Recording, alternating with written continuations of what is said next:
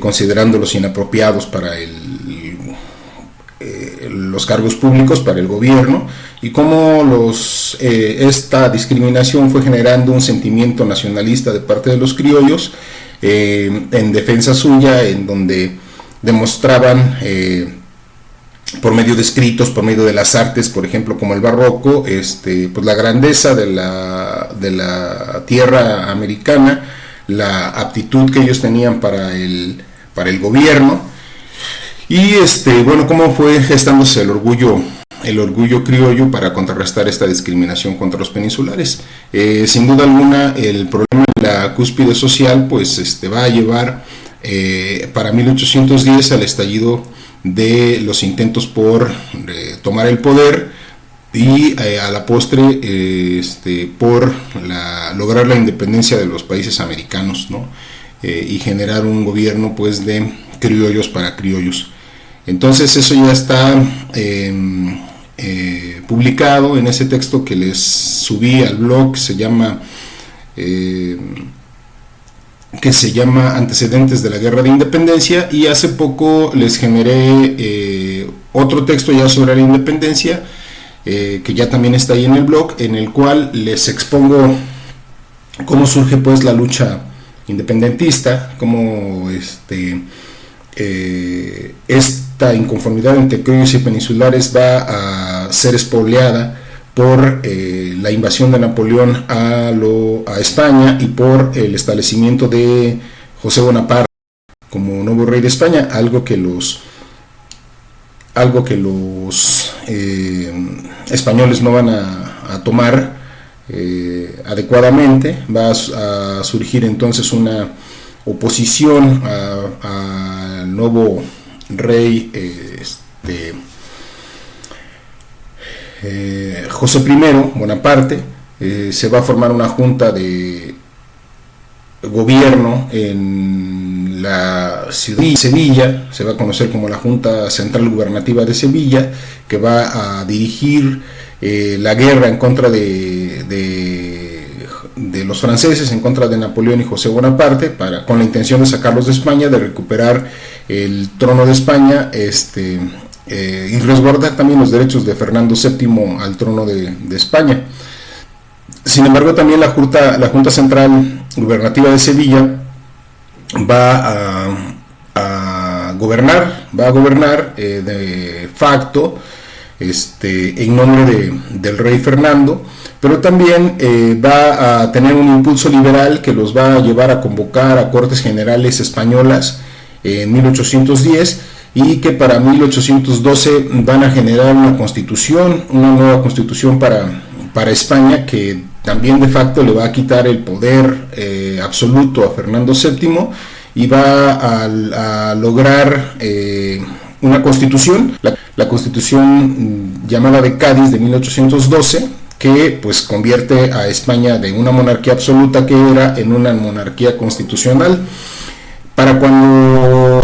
Fernando VII sea liberado en 1814 y retoma el poder en España, no le va a gustar que le hayan hecho una constitución, y la va a desconocer, la va a echar para atrás, y va entonces a gobernar de una forma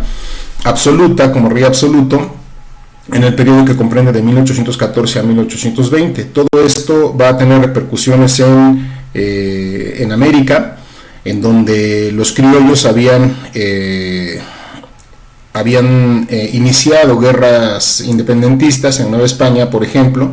Desde 1808 surgió la idea, apoyada por los criollos del Ayuntamiento de la Ciudad de México, de que, preso Fernando VII por Napoleón como estaba, la soberanía regresaba al pueblo, y el pueblo tenía la atribución de darse el gobierno que decidiera. Los criollos entonces impulsaron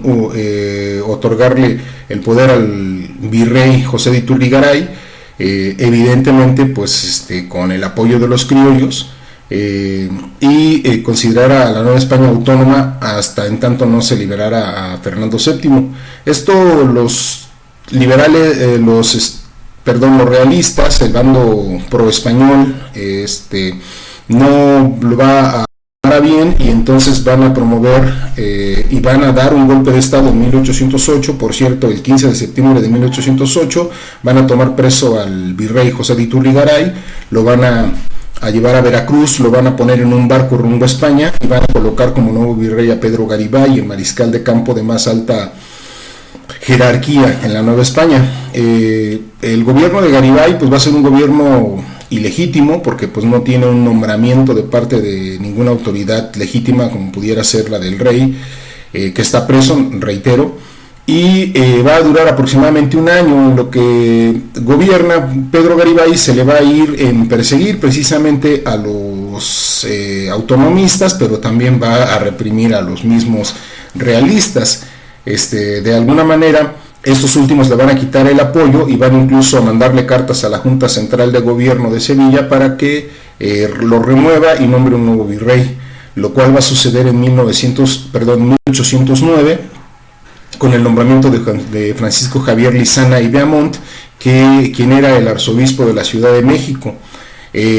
Bueno, en un primer momento le gustó a los peninsulares el nombramiento, pero en un segundo momento le van a quitar su apoyo por considerarlo un virrey demasiado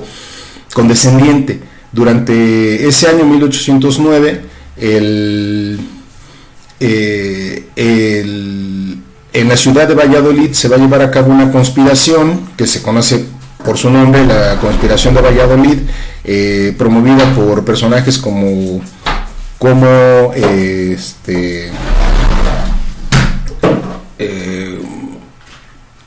García Obeso, como Mariano Michelena, entre otros, y esta conspiración va a ser denunciada y el virrey Lizana va a conformar con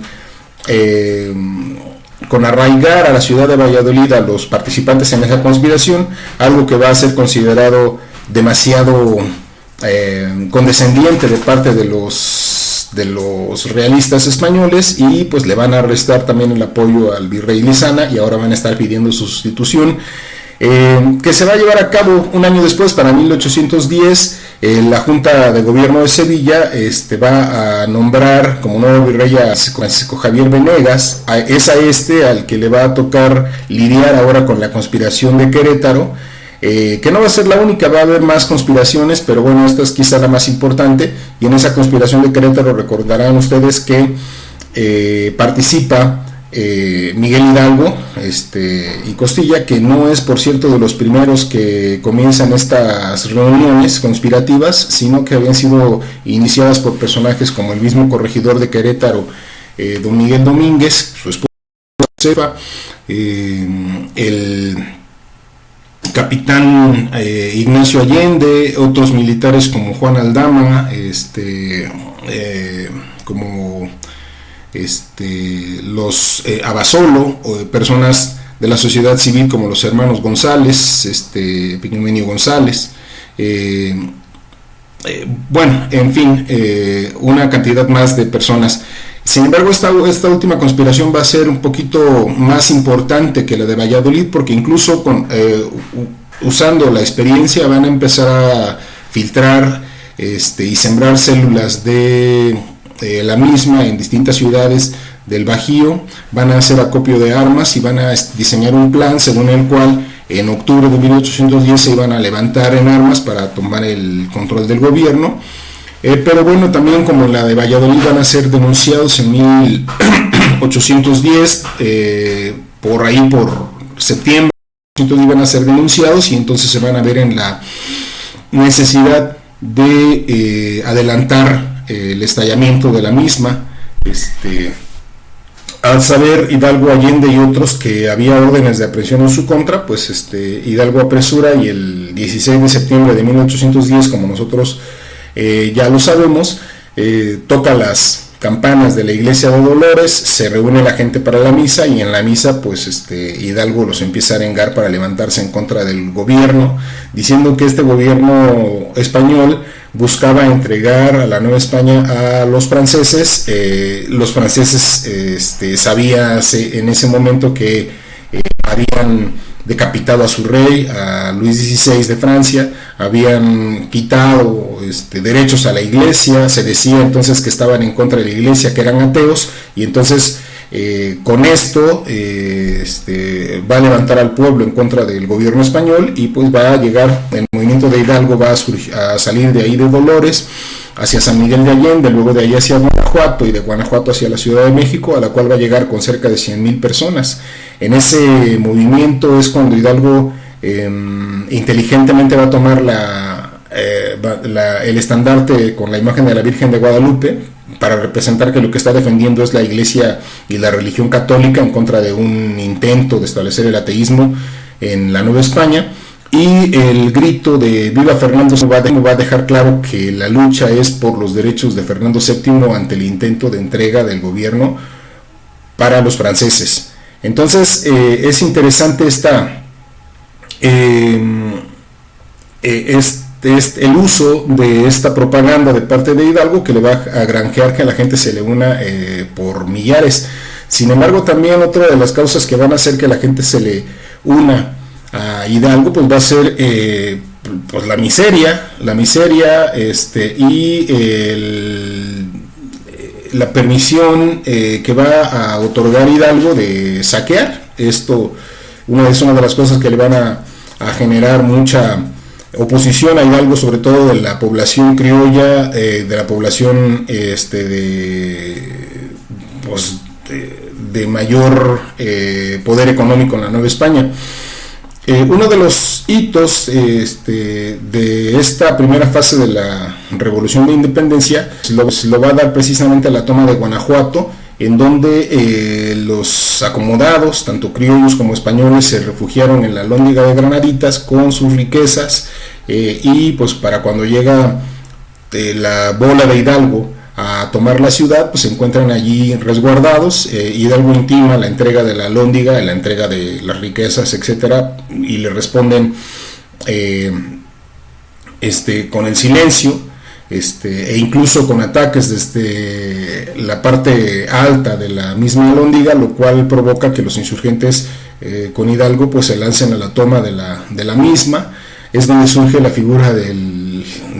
Pípila, que sabemos que no fue un solo minero que se supone que se habría puesto una losa en la espalda para incendiar las puertas de la Alhóndiga para poder entrar, sino en todo caso varios, y no solamente un Pípila. Pero el caso es que se toma la Alhóndiga, y que una vez que se toma la Alhóndiga de Granaditas, esto se vuelve un caos. La gente arremete contra los pudientes contra los pudientes guanajuatenses, los asesinan, a las mujeres las violan, se saquea la ciudad. Lucas Alamán, historiador de la época y que vivió precisamente ese suceso, comenta cómo se llevaban hasta las puertas y hasta las ventanas y la herrería, etcétera, y bueno, no le tiene ninguna admiración a Hidalgo por considerarlo simple y llanamente un bandolero, ¿no? El caso es que, bueno, con esta turba, Hidalgo se dirige hacia la Ciudad de México, se establece en Coajimalpa, y no acierta a llegar a tomar la ciudad. Este va a ser también otro de los hitos de la historia de México. ¿Por qué no toma la Ciudad de México? Esto es algo importante, interesante. Lo que se ha explicado, sin que haya documentos de prueba, es que quizá le dio miedo a Hidalgo llegar a la Ciudad de México y que se repitieron los excesos que se llevaron a cabo en Guanajuato. Entonces es probable. Lo cierto es que durante la duda que tuvo Hidalgo de tomar la Ciudad de México, llegó el ejército realista que iba a defender la ciudad, al mando de Félix María Calleja, quien después va a ser nombrado virrey de la Ciudad de México ya en la época de la Constitución de Cádiz para 1813. Pero en ese 1810, Félix Calleja, con alrededor de otros 5,000 soldados del ejército realista, van a hacerle frente a los 100,000 indios, mestizos y castizos que vienen con Hidalgo, y los va a desbaratar. Lo van a desbaratar porque pues evidentemente de este lado había 5,000 soldados, pero bien pertrechados, con buen armamento, con buena dirección, organización y adiestramiento, y de aquel lado pues había 100,000 personas que venían a tomar una ciudad, pero que realmente no venían ni armados, traían, dicen, que palos, piedras, machetes, y bueno, pues solamente los regimientos que venían al mando de Allende, de Abasolo, de Aldama, son los que traían armamento. El caso es que en esa batalla, que se conoce como la Batalla de las Cruces, los insurgentes van a ser desbandados, e Hidalgo va a tener que huir hacia el Bajío, va a llegar a la ciudad de Guadalajara, que había sido tomada por José Antonio Torres, el amo le llamaban, y ahí va a establecer en 1810, por entre octubre y enero de 1811, un gobierno en el cual va a llevar a cabo pues los famosos decretos, como aquel de la abolición de la esclavitud, y el de supresión de diezmos, supresión de tributos de parte de los indios, y bueno, pues ahí también es donde va a asumir la dignidad que le confieren de Alteza Serenísima. Y bueno, pues las crónicas hablan de un Hidalgo que se paseaba incluso del brazo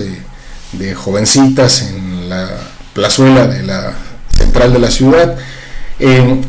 Entre tanto, los realistas se van a organizar. Félix Calleja llega precisamente a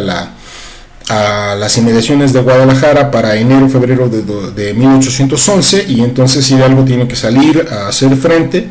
y ahí es donde va a tener su derrota definitiva en el puente de Calderón. Le vuelve a aplicar la dosis, ¿no?, de la organización en contra, pues, de la desorganización de la insurgencia. Y pues Hidalgo va a terminar, y Allende y sus hombres van a terminar finalmente desbaratados. No les va a quedar más remedio que intentar huir hacia los Estados Unidos, como lo habían planeado, para conseguir apoyos, para reorganizarse con la intención de regresar nuevamente a dar la lucha, pero no lo van a lograr, ya que en la zona de Tamaulipas, en un lugar conocido como las Norias del Baján, Acatita de Baján se llama la población cercana, los aprenden, y bueno, de ahí los conducen a Chihuahua, en donde les van a formar juicio. A Hidalgo le hacen un juicio inquisitorial y luego uno civil. Finalmente los consideran, finalmente los van a considerar traidores, los van a fusilar, a decapitar, y van a colgar sus cabezas de las cuatro esquinas de la Alhóndiga como una escarmiento para quienes intenten levantarse por la independencia del país. Esa es la primera fase, pues, de la independencia. Una segunda fase vendría después de la muerte de Hidalgo, con uno de sus ex discípulos, José María Morelos y Pavón, y con otros insurgentes que mantuvieron la lucha, como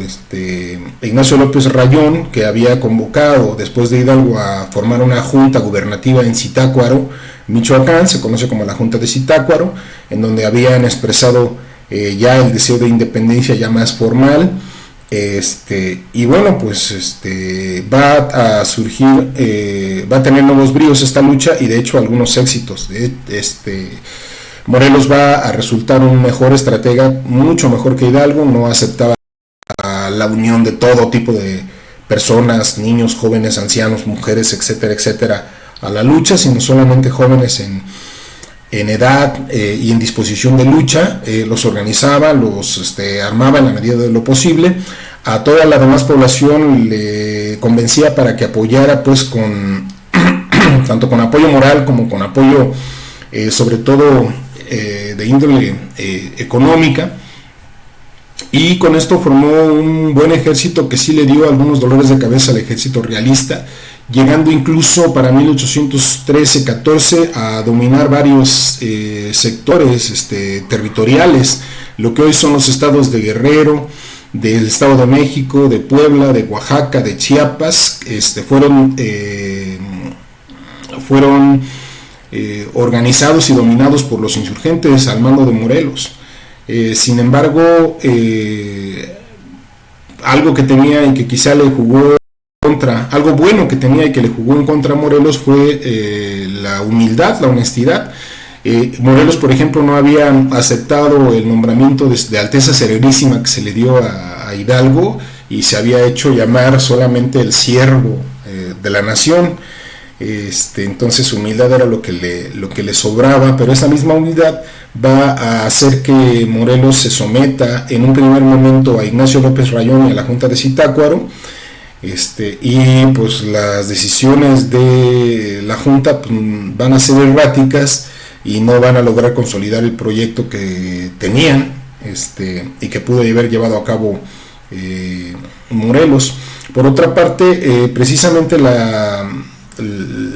fallas de la Junta de Zitácuaro van a hacer que Morelos imagine la creación de una segunda fase de esta junta y la convierta en un congreso que se va a llevar a cabo en Chilpancingo, precisamente con la intención de reorganizar a la insurgencia. Y el Congreso de Chilpancingo va a sustituir a la junta y también va a promover la creación de una constitución que se va a llevar a cabo, se va a promulgar en Apatzingán, la Constitución de Apatzingán. Sin embargo, el Congreso, Morelos no se pone como líder al mando del Congreso de Chilpancingo, sino que se somete, queda solamente como generalísimo, y pues se somete a las órdenes del Congreso, que van a terminar siendo erráticas estas medidas, y finalmente van a generar que se vayan perdiendo las plazas y que se vaya derrotando la insurgencia de Morelos para fines de 1814, principios de 1815. Finalmente esto va a hacer que Morelos pierda lo ganado y va a terminar siendo incluso prisionero y fusilado en la zona de Ecatepec, en el Estado de México, que por cierto por eso se llama Ecatepec de Morelos, y ahí se encuentra la Casa de Morelos, el museo en donde fue finalmente fusilado. Bueno, pues muerto Morelos, en 1815